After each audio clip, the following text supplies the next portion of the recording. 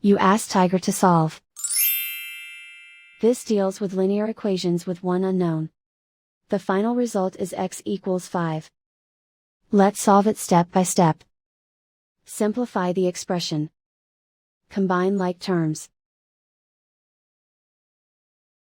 Group all constants on the right side of the equation. Subtract 1 from both sides. Simplify the arithmetic.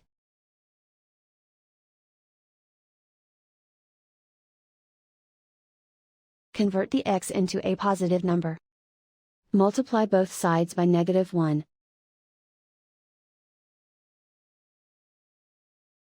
Remove the ones.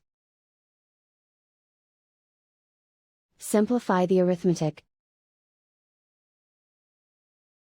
And so the final result is x equals 5.